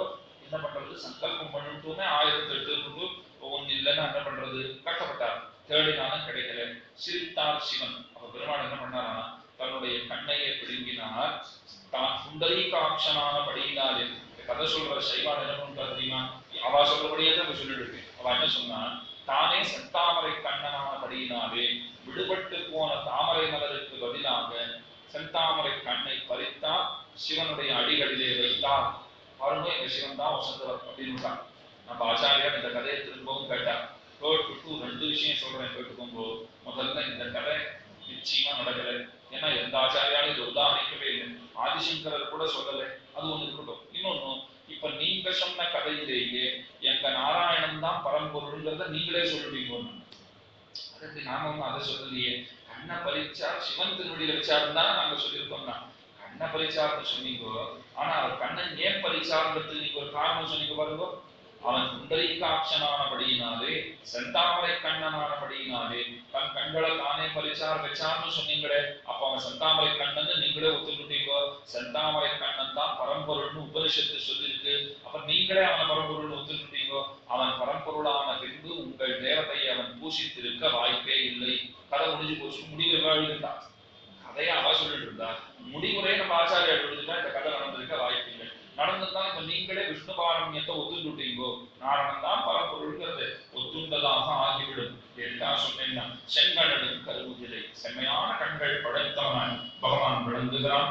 ராமன் தன்னை வடிவழகாலும் கண்ணழகாலும் அபிராமதையாலும் அனுகூல பிரதிகூல விவாகரந்தியே தோற்பிக்கும் அவனை அத்தனை பேரும் தோத்து போறார் அவன் இடத்துல. எதனாலே நான் வடிவழகாக தோற்கிறார், கண்ணழகாலே தோற்கிறார்கள். ரூபௌதாரிய குணை பும்சாம் திருஷ்டி சித்தாபகாரணம்னு சொல்றோம் இல்லையோ, ஆடவர் பெண்மையை அவாவும் தோல் படைத்தவனான ராகவன். அவ எல்லாரையும் மயக்கிறவனா இருக்கான். ராமன் பிறந்தபோதே பேர் வைக்கிறதுன்னு வர குலகுருவத்தை அழைச்சிட்டு வந்தா வசிஷ்டர் வந்தார். இப்ப நமக்கெல்லாம் பேர் வச்சாங்கன்னா அப்பா அம்மா என்ன பேர் பிடிச்சிருக்கோ அதை வச்சு விடுவாங்க. ராமனை பார்த்த உடனே பேர் வச்சார், ராமன் பேர் வச்சார். பேர் ரொம்ப நல்லா இருக்கேன், பேருக்கு செலக்ட் பண்ணி அப்படின்னு போய் கேட்டா அத்தனை பேர் வசிஷ்டர் கிட்ட. அவர் சொன்னார், நானா வச்சேன் அந்த குழந்தைய பார்க்க சரி எனக்கு ராமன் பேர் வையே, எனக்கு ராமன் பேர் வையேன்னு சொல்ற மாதிரி இருந்தது. அப்ப இந்த பேரை கூட அவன் தான் செலக்ட் பண்ணிருக்கான். தனக்கு ராமன் பேர் வையின்னு அவனே சொன்னார் போல இருந்தது. அவன் சொன்னதை அவனுக்கே வச்சுட்டேன். என்ன அர்த்தம்? ராமன்னா அத்தனை பேரையும் ரமிப்பிக்கிறவன், அத்தனை பேருக்கும் ஆனந்தத்தை தருகிறவனான ராமன். எல்லாரையும் தோற்பிக்கிறான். யார் யார் தோற்பிக்கிறான்னா, அனுகூலர்களையும் தோற்பிக்கிறான், பிரதிகூலரையும் தோற்பிக்கிறான். இதுதான் கூடார வெல்லும் சீர் கோவிந்தான்னு ஆண்டாள் பாடினாள். ஆக கீழே வீரன் சொன்னதை இந்த இடத்திலேயே நாம் நினைத்துக் கொள்ள வேண்டும். ராமன் தன்னை வீரனை என்று அன்வயித்துக் கொள்ள வேண்டும். ராமன் தன்னை வீரனை சத்தியேன லோகான் ஜெயதி தீனாம் தானேன ராகவர் குரு சுஷ்ரூஷயா வீரோ தனுஷா யுதி சாஸ்திரமானது ராமாயணத்துல ரொம்ப உயர்ந்த ஸ்லோகம். இந்த ஸ்லோகத்துக்கு அனுகுணமா ரொம்ப அழகான ஒரு ஐதிஹ்யம் உண்டு.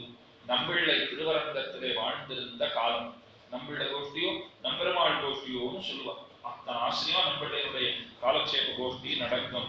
அந்த சமயத்திலே நடுவில் திருவீதி பிள்ளை பட்டர் என்கிற பெரியவரும் ஸ்ரீரங்கத்திலே வசித்து வந்தார். பராசர பட்டருடைய திருப்பேரனார்.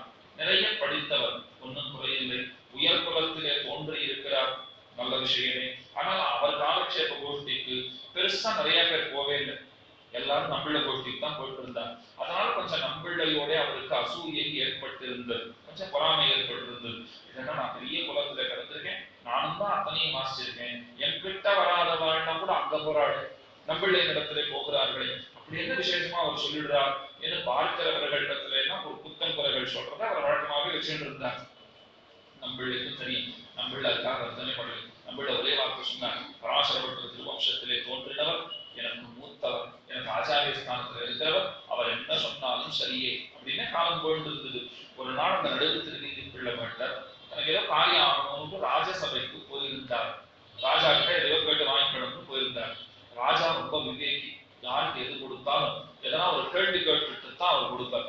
கேள்விக்கு தகுந்த பதில் இருந்தா ரொம்ப சந்தோஷப்பட்டு இருந்தாலும் இன்னும் கொடுக்குறேன்னு கொடுத்தார்.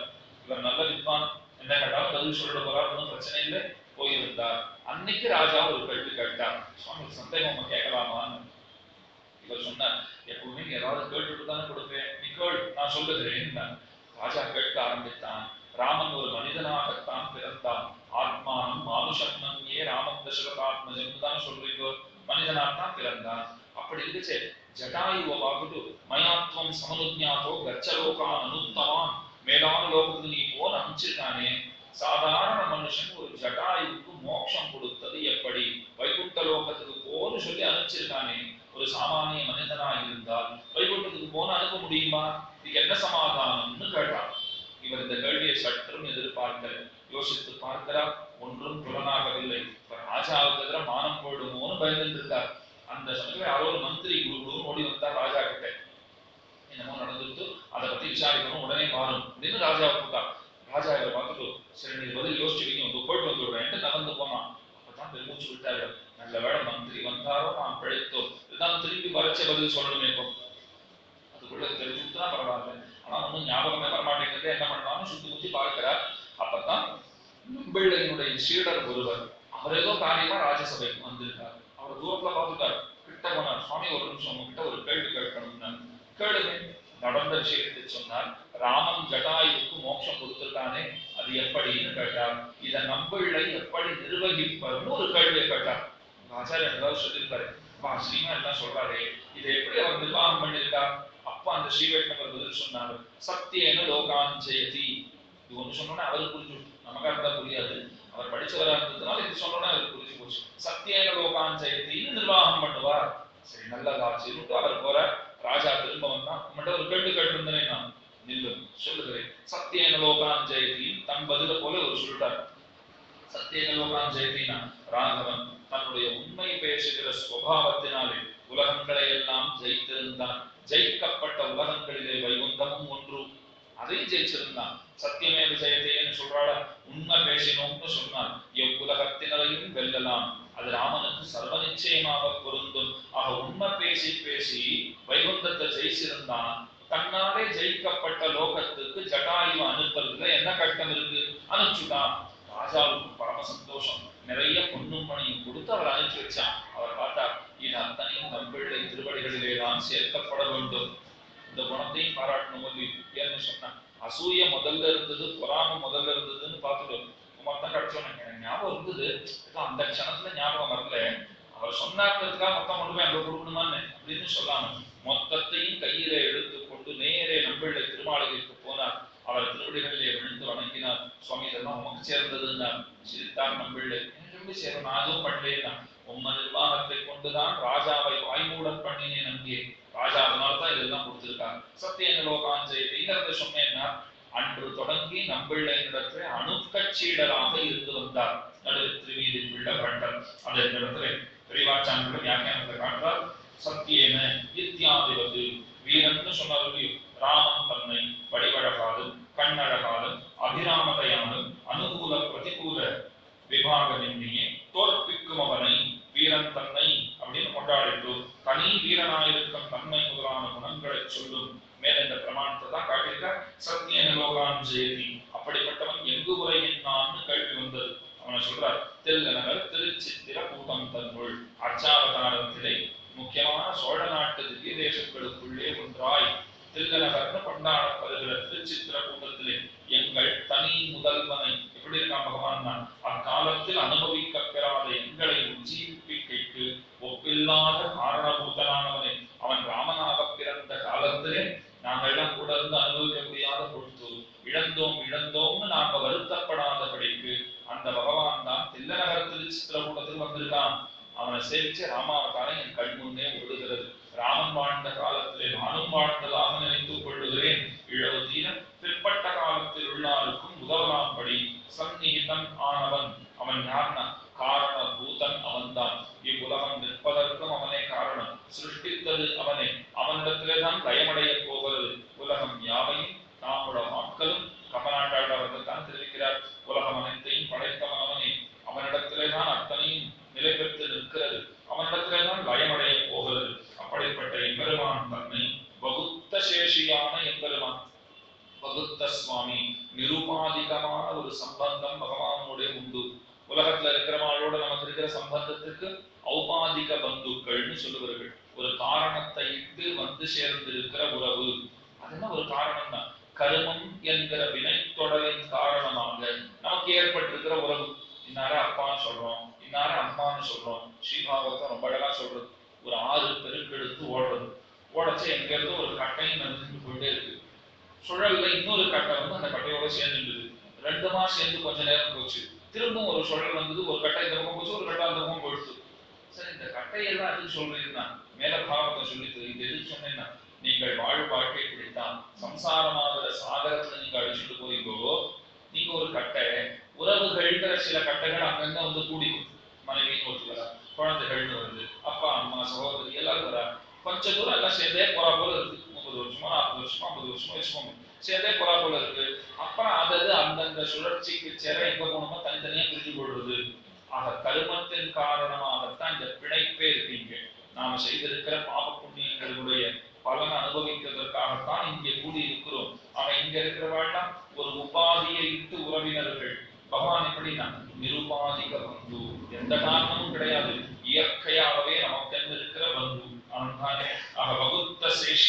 சேஷின்னு சொன்னால் அடிமை கொள்ளும் அவன், சேஷன்னு சொன்னால் அடிமை செய்யும் அவன். ஆக நம்மிடத்திலே கைங்கரியம் பெறுவதற்காகவே உள்ளவனான அப்பெருமானை என்று கொடு கண்குளிர காணுநாளே. இந்த ராஜ்ய துரந்தரத்தையிலே அகப்பட்டு இருக்கிற நான் தேவாச்சாரிய வியாக்கியானம் பண்றார். குலசேகர சொல்றா, என்ன போய் ராஜாவா வச்சுட்டாலே ராஜாவா இருக்கனே அழகார். நம்மளா இருந்தா ராஜாவா இல்லையேன்னு வேணா அழுதுட்டு இருப்போம். அவர் சொல்றாரு, என்ன ராஜாவா வச்சுட்டாலே இப்படி இத்தனை காரியங்களை பார்த்துட்டு வேண்டியபடி இருக்கேன், நான் கட்டப்பட்டு இருக்கேன், எனக்கு இதெல்லாம் வேண்டாம். ராஜ்யம் நாம மகா வியாதி, ராஜ்யத்தை போல பெரிய வியாதி எதுவுமே கிடையாது, பெரிய வியாதி எதுவுமே கிடையாது. உத்தர ராமாயணத்துல ஒரு கதை சொல்லுவார்கள். பிரக்ஷிப்தம்னு ஒரு வாதம் உண்டு, இருந்தாலும் கூட ராமாயணத்தை சேர்ந்ததுன்னு சொல்றவாளும் உண்டு. ராமனுடைய தர்பார், ராமன் ராஜ்யத்திற்கான நினைச்சு லக்ஷ்மணன் அனுப்புறான். லக்ஷ்மணா வெளியில போய் பார், நம்ம ராஜ்யத்துல குறை சொல்றோம், மனு கொடுக்கணும் இருக்கிறவா யாராவது இருந்தா கூப்பிடுவா அப்படின்னு அனுப்ப வெளில போய் பார்த்துட்டு வந்தான். ராமா, உன்னுடைய ராஜ்யத்துல எந்த குறையுமே கிடையாது, ராமோ ராமோ ராமைக்கு பிரஜானாம் அபவந்ததாகான்னு எல்லாம் கொடுத்து ராமநாமத்தை தான் சொல்லிட்டு இருக்காங்க, திரும்பவும் போய் பாருன்னு அனுப்பிச்சாரு. போனா ஒரு நாய் என்னமோ குறைச்சிட்டே இருந்தது. சரி, அது ஏதோ சொல்லணும் போல் இருக்குன்னு அதை கூப்பிட்டு வந்தான். அந்த நாயின் இடத்துல ராமன் விசாரித்தான், எதுக்காக நீ கூச்சல் போடுற, உனக்கு ஏதாவது வருத்தமா? அப்ப அந்த நாய் சொல்லிட்டு, என் உடம்ப பாரு எத்தனை காயம் பட்டிருக்கு, ஒரு அந்தணர் என்னை வஞ்சித்தான், ஒரு அந்தணர் என்னை தண்டித்தான், கல் எடுத்து வச்சுட்டா, நான் காயப்பட்டுட்டேன், ஒரு காரணம் இல்லாம என்கிட்ட துவேஷ புத்தியோட கல் எடுத்து வச்சுட்டா, என் உடம்பெல்லாம் காயமா போச்சு, நீதான் அவருக்கு தண்டனை கொடுக்கணும். சரின்னு அந்த அந்தணரை வரவழைத்தான் ராமன். இதில் அப்படி பண்ணினீரான்னு கேட்க அவர் உண்மையை ஒப்புக்கொண்டார். நான் எங்கேயோ போயிட்டு இருந்தேன், வழியில் அந்த நாய் நின்று இருந்தது, தள்ளிப்போன்னு சொன்னாலும் தள்ளியே போகல, எனக்கு ஏற்கனவே ஏகப்பட்ட டென்ஷன் இருந்தது, அதுல நாய் மேல கல்லெடுத்து இருந்தது உண்மை அப்படின்னு அவர் ஒத்துக்கிட்டார். ராமன் பார்த்தான், இப்ப இவரை தண்டிக்கணும், எப்படி தண்டிக்கிறது? அங்க இருக்கக்கூடிய தர்மசாஸ்திரத்திலே தேர்ச்சி பெற்றிருக்கிற மகர்ஷிகள் அவள்லாம் கூப்பிட்டு நீங்களே சொல்லுங்க. அப்ப அவள்லாம் சொன்னான், அவரை தண்டிக்கணும் தான், ஆனா உண்மையை ஒத்துண்டு இருக்காரு, செய்யலன்னு அவர் சொல்லவே இல்லை, செஞ்சிருக்கேன்னு சொல்லியிருக்கார், அதனால கொஞ்சம் பார்த்து தான் அவருக்கு தண்டனை கொடுக்கணும் அப்படின்னு யோசிச்சுட்டு இருந்துச்சு. என்ன மாதிரி தண்டனை கொடுக்கறது ஒன்றும் பிடிபடவே இல்லை. சரி, அந்த நாயின் இடத்திலேயே கேட்போம் என்று விசாரிக்க ஆரம்பிச்சான் ராமன். நீயே சொல்லு, அவருக்கு என்ன மாதிரி தண்டனை கொடுக்கலாம்? அப்ப அந்த நாய் சொல்றது, அவரை பெரிய தர்மாதிகாரியா நியமனம் பண்ணு, பெரிய ஸ்தாபனத்துக்கு அவர் அதிகாரியா போடுன்னு. ஸ்தாபனத்துக்கு அதிகாரியா இருந்தா நிறைய செல்வம் போறோம், ரொம்ப சொகுசான வாழ்க்கை, ரொம்ப சந்தோஷமா இருந்துடலாம், அந்த வேலையை அவருக்கு கொடுத்துரும். ராமனும் சரின்னு கொடுத்துட்டான். அங்க இருக்கிறவனா யோசிச்சு பார்த்தா, இது ஒன்றும் தண்டனை மாதிரியே தெரியலையே, இதை போய் தண்டனை கொடுத்துருக்காரு, இது ரொம்ப சௌக்கியமான பதவியை தான் கொடுத்துருக்கா, இது தண்டனை இல்லையே அப்படின்னு ராமனிடத்திலே கேட்டார்கள். ராமன் சொன்னா, அந்த நாய் ஏன் அப்படி சொல்லுதுன்னு எனக்கு புரிஞ்சு போச்சு, உங்களுக்கு புரியல, இந்த நாயே சொல்றேன், நீயே சொல்லுன்னு சொல்லிட்டார். நாய் பேச ஆரம்பித்தது, போன ஜென்மத்திலே நான் அந்த மாதிரி தர்மாதிகாரியா தான் இருந்தேன், தெரியுமா, ரொம்ப நியாயமா தான் நான் நடந்துட்டு இருந்தேன். ஆனா சாஸ்திரம் சொல்றது, தர்மாதிகாரியா இருக்கிறவர் தர்ம கர்த்தத்துவம் பார்க்கிறவர்களுக்கு எல்லாம் பெரும்பாலும் அடுத்த ஜென்மம் நீன ஜென்மமாக பிறப்பதற்கு வாய்ப்புகள் பல உண்டு. ஏன்னா நம்மை அறியாம எங்கேயாவது தப்ப நடந்துருங்கிறதுக்கு பாருங்க. அதனாலதான் தர்ம கர்த்தத்துவம்னு சொன்னா ரொம்ப ஜாக்கிரதையா பண்ண வேண்டிய காரியம் அது. அந்த நாட்டுல திருக்கோயில்கள் எல்லாம் அனைத்து ஸ்ரீ வைஷ்ணவ திவ்ய தேசங்கள், ஸ்ரீ வைஷ்ணவர்கள் வசம் இருந்தன. இப்ப ஜாக்கிரதையா நம்ம எல்லாம் பார்த்துட்டு தான் இருந்தோம், ஒன்றும் குறையில்லாம தான் பார்த்துட்டு இருந்தோம். நமக்குள்ள சில பிணக்குகள்லாம் ஏற்பட்டுருதுன்னு வச்சுக்கோங்க, கடைசியில உனக்கும் இல்லை எனக்கும் இல்லைன்னு ஆரோக்கிய கோயில்கள்லாம் போடுறதா பகவான் பார்த்தார். நீ சரியா பார்த்துட்டு இருந்தியான நான் ஏன் போறேன், நீ என்ன பார்க்கறது விட்டு. இப்ப கைங்கரியங்கிறது பரமோத்தேசியம், கைங்கரியத்துக்காக சந்நிதிக்கு போறோம். போறது எப்படி ஆயிடுச்சு இந்த காலத்துல, என்ன சந்நிதியில கைங்கரியம் இருந்தா தான் போவேன், இருக்குங்கிறதுனால போறேங்கிற போல மாறி போடுது. அந்த நாள்ல போனதுனால கைங்கரியம் கிடைச்சிட்டு இருந்தது, இப்ப கைங்கரியம் இருக்கிறதுனால தான் போறேன் அப்படிங்கிற காலத்துக்கு வந்துட்டோம். பகவானுக்காக கைங்கரியமா, கைங்கரியத்துக்காக பகவானான்னு கேள்வி வந்தா, கைங்கரியத்துக்காக தான் பகவான் நாம் பதில் சொல்றா போலதான் காரியங்கள் பண்ணிட்டு இருக்கோம். இதெல்லாம் தவறு. ஆக அந்த நாளில் இருந்தவர்கள் பகவானுக்கு பார்த்து பார்த்து அனைத்தும் செய்தார்கள். அப்ப தர்மாதிகாரியா இருக்கிறதுங்கிறது அதிலே ஒரு தண்டனை. இப்ப இந்த நாய் என்ன சாமர்த்தியமா காய் நகர்த்துக்கு பாருங்க, அவருக்கு தர்மாதிகாரி பொறுப்பு கொடுன்னா என்ன அர்த்தம், அடுத்த ஜென்மம் என்ன போல அவர் பிறப்பாருன்னு அர்த்தம். அந்த அர்த்தத்தை தான் இப்படி கேட்டிருக்குன்னு வைத்துக் கொள்ள வேண்டும். இதெல்லாம் நம்ம மனசுல வச்சுட்டுதான் குலசேகராழ்வார் சொல்றார், இந்த ராஜ்யகாரம் எனக்கு தேவையில்லை. தசவேஷ்யாசமோன் இருப்பகா, ஒரு ராஜாங்கிறவன் பிரஜைகள் பண்ணுகிற பாவம் அனைத்தும் அவனையே சாருகிறது. வேசிகளுடைய பாவம் அனைத்தையும் அரசன் அடைகிறான். அவன் பண்ணின பாவம் எல்லாம் போக மத்தவா பண்ற பாவத்துக்கு கூட அவன் தான் நிச்சயமா ஒரு பார்ட்னரா இருந்துட்டு இருக்காரு. அதை இல்லைன்னு அவரால் சொல்லவே முடியாது. ஆளவந்தார் ரத கழிச்சே சொன்னார், ராஜா நீ சார்வபௌமன் அல்லன், நீ பரிசுத்தன் அல்லன்னு. ராஜாவை பார்த்துட்டு நீ பரிசுத்தன் இல்லைன்னு சொல்றதுக்கு எத்தனை தைரியம் வேணும்? எப்படி சொன்னீங்கன்னா, பிரஜைகள்லாம் நாங்க பண்ற பாப்பெல்லாம் உனக்கு தான் வருது, நீ எங்கேருந்து சுத்தியோட இருக்கீங்கன்னு கேட்டார். அப்ப இந்த மனசுல வச்சு குலசேகர ஆழ்வார் தெரிவிக்கிறார், இந்த ராஜ்ய துரந்தத்தையிலே அகப்பட்டு இருக்கிற நான் இந்த மாட்டின் இருக்கேங்கிற ராஜ்யத்தில் நான் மாட்டின் இருக்கேன். அன்று அவனை காணப்பெறாதே விடாய்த்த கண்களானவை கண்டு விடாய்த்து கண் படைத்த பிரயோஜனம் பெற. கண் படைத்த பிரயோஜனம், கண் கொடுத்ததே எவ்வளவான சேவிக்கிறது தானே, அது என்றைக்கு எனக்கு கிட்டும் அப்படின்னு தானும் வேண்டுகிறார். ஆக பகவான் பிறந்தான், ராமன் பிறந்தான்ங்கிறத முதல் பாசத்துல சொல்றார். அவன் ஒரு விளக்குன்னு சொல்றார். வெங்கதிரோன் குலத்துக்கு ஒரு விளக்காய் தோன்றினான்னு வருணித்தார். அவன் தான் தில்லநகர் திருச்சித்திரக்கூடத்திலே உரையினான்னு தெரிவித்தார். அவனை போய் என்னைக்கு நான் சேவிக்க போறேங்கிற தன்னுடைய அவாவை வெளிப்படுத்தினான். அடுத்து சொல்லுகிறார், மந்தெதிர்ந்த தாடகன் புறத்தை கீறி வரு உறுதி கொடி தரவன் கணையும் மேவி மந்திரம் கொள் மறைமுனிவன் வெள்ளி காத்து வல்லரக்கல் உயிருண்ட மைந்தன் காண்மின் செங்கலிருவாய் வளர்நகரே செழுந்தன் சோலை தில்லநகர் திருச்சித்திர கூட்டம் தன்னுள் அந்தணர்கள் ஒரு 3000 ஏற்ற அணிமணியாசனத்திருந்த அம்மான் தானே வந்தெதிர்ந்த தாடகை தன் புறத்தை கீறி. தாடகைங்கிறவள் சேர்ந்தாள். வந்தெதிர்ந்த தாடகை, ராமனா சண்டை போனான், ராமனை தேடி வந்தாள் தாடகை. இந்த தங்குத்தத்தின் வாய்வெழுந்த கும்பகர்ணன் ஆண்டாள் பாடுறவர்கள். ராமன் கும்பகர்ணனை கொல்லவே இல்லை, கும்பகர்ணன் தானா வந்து யமன் வாயில போய் விழுந்தான். அதுக்கு யார் என்னத்தை குத்தம் சொல்ல? சினிமாக்கு வியாக்கியானத்திலே சொல்லுவார்கள் என்னன்னா, ஒருத்தர் குளம் வெட்டி வச்சார். ஏன் குளத்தை வெட்டி இருக்கீங்கன்னா, ஊர்ல இருக்கிறவா தாகம் எல்லாம் தீர்க்கணுங்கிறதுக்காக குளம் வெட்டினேன். இப்ப நீச்சல் தெரியாத ஒருத்தர் அதுல வந்து உயிரை விட்டுட்டாருன்னா, குளம் வெட்டினவனே அதான் வெய்வா, நீ குளம் வெட்டுறதான் ஒருத்தர் விழுந்தான், நீதான் காரணம்னு யாரும் சொல்ல மாட்டான். எல்லாரும் என்ன சொல்லுவா, அவர் ஏதோ நல்ல காரணத்துக்காக குளத்தை வெட்டினா போய் விழுந்தவன் தலையெழுத்து அவன் போய் சேர்த்துட்டான். அப்படித்தான் ராமன் நல்லவர்களை அத்தனை பேரையும் உஜ்ஜீவிப்பிக்கணும் அவதாரம் பண்ணியிருக்கார். விளக்கிலே போய் விட்டில் பூச்சி விழுமா போலே கும்பகர்ணன் வந்து விழுந்தான். உறங்கு நின்ன கும்பகர்ண உங்கள் மாய வாழ்விலாம் இறங்கு நின்னதின்னு தான் எழுந்தினான் எழுந்தினான் கரங்கு போல வில் பிடித்த காலதூதர் கையிலே உறங்குவாய் உறங்குவாய் இனிக்கிழந்துறங்குவாய்னு கம்பர் பாடுறார். பாட்டை எவ்வளவு நல்லா இருக்கு, நல்லா தூங்கிட்டு இருக்கிறவாட எழுப்புறா போல இருக்கும் பாட்டு. கும்பகர்ணன் எழுப்பணும்னா இப்படி பாடினா தான் உண்டு. உறங்குகின்ற கும்பகர்ணன் எழுந்து எழுந்து. அவன் சொல்றான், எனக்கு தூக்கம்னா ரொம்ப ரொம்ப பிடிக்கும், நான் எழுதுக்க மாட்டேன். உனக்கு தூக்கம் பிடிக்கும்னு தெரிஞ்சுதான் எழுப்புறேன், நீ நேரம் போ. ராமலட்சுமணான்னு 2 பேர் வந்திருக்கா, அவளை பார்த்துட்டேன்னு சொன்னா அப்புறம் நீ நிரந்தரமா தூங்கலாம், எழுதுக்கவே வேண்டாம், எப்பவும் தூங்கிட்டே இருக்கலாம் போயிடுவா அப்படின்னு எழுப்பும்படியான வைபவம். ஆக ராமனிடத்திலே போய் அவனாகவே விழுந்து மாட்டான். அதே போலத்தான் தாடகையும் வந்தாள். ராமாவதாரத்துக்கும் கிருஷ்ணாவதாரத்துக்கும் ஒரு தொடர்பு. 2 அவதாரத்திலையும் முதல்ல ஒரு பெண்ணைத்தான் இருவரும் முடித்திருக்கிறார்கள். ராமன் தாடகையை முடித்தான், கண்ணன் பூதனையை முடித்தான்ங்கிறது சரித்திரம். தாடகை வந்துட்டான். தாடகையை பார்த்த உடனே விஸ்வாமித்திரரிடத்திலே ராமன் தெரிவிக்கிறான், என்னால் இவ்வளவு கொள்ள முடியாது, இப்பத்தான் நான் வில்லு வாழெல்லாம் எடுத்துன்னு உங்க கூட வந்திருக்கேன், ரொம்ப ஜாலியா போய் யாரையாவது ஒரு 10 பேரை நல்ல வீரர்களை கொண்டுட்டு வரலாம்னு வந்தா ஒரு பெண்ணை நீர் காட்டுறீரே, என்னால பெண்ணை கொல்லுவது முடியாது, ஏன்னா உலகம் நாளைக்கு ஏசும், ராமன் ஒரு பெண்ணை கொன்றான்னு என்ன தப்பா பேசாதா. விஸ்வாமித்திரர் வாய் குழந்து ராமனை பார்க்கிறார். இவளையா நீ கொண்டுன்னு சொல்றேன்னு கேட்டார். ஏன் இவ பெண் தானே அப்படிங்கிறார் ராமன். 1000 யானைகளை கொன்று ஒரு யானையின் துதிக்கைக்கும் இன்னொரு யானையினுடைய வாலுக்குமா முடிச்சு போட்டு அது ஒரு ஹாரமா போட்டு இருக்கா தாடகை. அவளுக்கு நெக்லஸே அதுதான். அந்த மாதிரி போட்டு இருக்கிற ஒருத்தியை காண்பித்து இந்த பெண்ணை என்னாலே கொல்லலாகாதுன்னு ராமன் சொன்னார்னா விஸ்வாமித்திரர் பார்த்தா, நீ நிச்சயமாவே ரொம்ப நல்லவன் தான், இந்த உதாகாரமான உடலை பார்த்துடும் நீ பெண்ணுன்னு சொல்லியிருக்கேன்னு அவர் கை கூப்பிடுறார்.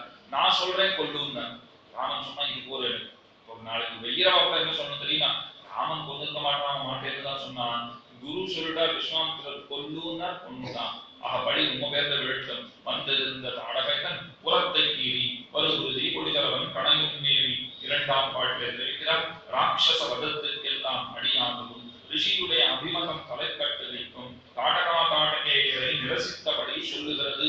பெரியாச்சாமிகள் ஆரம்பத்திலே சொல்லிட்டார், தாடகையை கொண்டான், சுபாகுவை கொண்டான், அப்பவே மாரீச்சனையும் கொண்டுட்டான் அப்படின்னு சொல்லுகிறார். தாடகையை கொன்ற பொழுது சுபாகு மாரீச்சனை கொன்று விட்டான் ராமன். உங்களுக்குதான் சந்தேகம் வரும், பெரியவாச்சான் பிள்ளையும் ராமாயணத்தை கரைச்சு குடிச்சவர்கள் சொல்லிட்டு தாடகையை கொன்னப்பவே மாரீச்சனை கொன்னான்னு அவர் சொல்லியிருக்காருன்னு சொல்றீரே, மாரீச்சன் அப்புறமா மாயமானா வந்து தானே போனான்.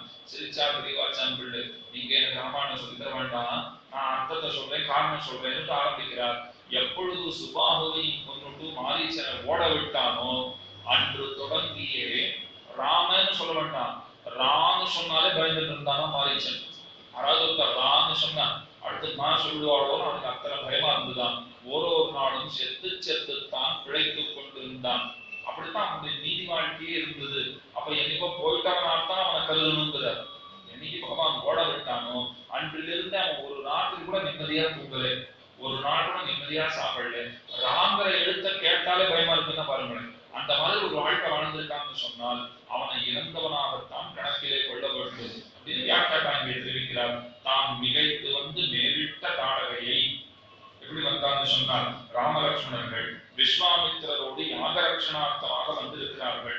தானே எதிர்த்து வந்து போரிட்ட தாடகையை, தன் நிகர் இல்லாத தாடகை. பெரிய திருமணத்துல திருமங்கேழ்வார் சொல்றார், தன் நிகர் ஒன்று இல்லாத தாடகை. அவள் நிகரை சொல்ல முடியாது. அதான் 1000 யானை எனக்கு சாப்பிடணும் தான் யார் நிகர் சொல்றது? அப்படி வந்திருக்கிற தாடகையை வஞ்சனைக்கும் கொடுமைக்கும் ஒப்பில்லாதவள். வஞ்சனைக்கும் குறைச்சல் இல்லை, கொடுமைக்கும் குறைச்சல் இல்லை. அப்படிப்பட்டவள் தானே எதிர்த்து வந்து போரிட்டாள். ராமபிரானுக்கு தீங்கு நினைத்த அவளது நெஞ்சை மலை பிளந்தது போலே பிளந்து, மலையை பிளக்கிறா போலே பிளந்துட்டான் ராகவன். அது குருதி பொழிதர செம்மண் தரையிலே மலை அருவி விழுந்தது போலே அவளது ரத்தம் பெருகி ஓட. இப்படி வர்ணிக்கிறார் பாருங்க. செம்மண் தரையில மலையில இருந்து பெருகி வருகிற அருவி ஜலம் போய் விழுந்தது ஓடித்துன்னா சிறையேன்னு ஓடுறதே, அந்த மாதிரி அவளுடைய ரத்தமானது ஓடியது. மண்கணையின் நேரி ஒப்பற்ற பலத்தை உடைய திருச்சரத்தை எய்து, சரம்னா அம்பு, அந்த அம்பை எய்திருக்கார். அம்பை எய்து தாடகையை முடித்தான். ஏன் முடித்தான்னு கேள்வி வந்தது. இதுதான் பதில் சொல்றார். மந்திரம் கொள் மறைமுனிவன் வேள்வி காத்து. மந்திரம் கொள் மறைமுனிவன் விஸ்வாமித்திரரை சொல்றச்சே மந்திரம் கொள் மறைமுனிவன். எல்லா முனிவர்களும் மந்திரம் கொள் மறைமுனிவர்கள் தான். எல்லாருக்கும் மந்திரங்கள்லாம் தெரியுமேன்னா, விஸ்வாமித்திரர் விசேஷித்து காயத்ரி மந்திரத்துக்கு அவர் தான் முக்கிய காரணபூதர். காயத்ரி மந்திரத்தை தரிசித்தவர் என்கிற ஏத்தம் விஸ்வாமித்திரருக்கு உண்டு. இன்னைக்கு சத்தியாவந்தனம் பண்ணிச்சு. அதனால்தான் ரிஷிச்சந்தோ தேவதைகளை அனுசந்தானம் பண்ணிட்டு தான் எதையுமே பண்ணணும். இப்ப சில பேர் சகஸ்ரநாம பாராயணம் பண்ணா நேர விஸ்வம் விஷ்ணுவும் வஷக்காரோன்னு ஆரம்பிச்சு பண்ணுவா. காரணம் கேட்ட சொல்லுவா, சுலபத்துல சீக்கிரமா முடிஞ்சுடுவது. சுக்லாம்பரதம்னு ஆரம்பிச்சா கடைசியில தியானம் வரைக்கும் சொல்றதுக்கு அதுக்கு ஒரு 10 to 15 நிமிஷம் பிடிக்கிறது. இப்ப நாங்க விஷ்ணு விஷ்ணுவும் ஆரம்பிச்சு சொல்லிட்டோம்னா மொத்தம் 10 நிமிஷத்தை முடிஞ்சு விடுவது. சாஸ்திரம் சொல்றது முடிஞ்சு விடுதுதான், சாஸ்திரம் மட்டும் முடியாது, நீயும் சீக்கிரமா முடிஞ்சு விடுவேன். ஏன் இப்படி சொல்றேன்னா, என்னைக்குமே எந்த மந்திரங்களை நாம் சொல்லும் பொழுதும் ரிஷிச்சந்தோ தேவதைகளை அனுசந்திக்காமல் சொல்லுவது என்பது கூடவே கூடாது. ரிஷிச்சந்தோ தேவதைகளை தியானம் பண்ணிட்டுதான் மேல மற்றதையே சொல்லணும். அப்படி இல்லைன்னா கோரமான விபத்துக்கள்லாம் ஏற்படும் சாஸ்திரம் பயமுறுத்துறது.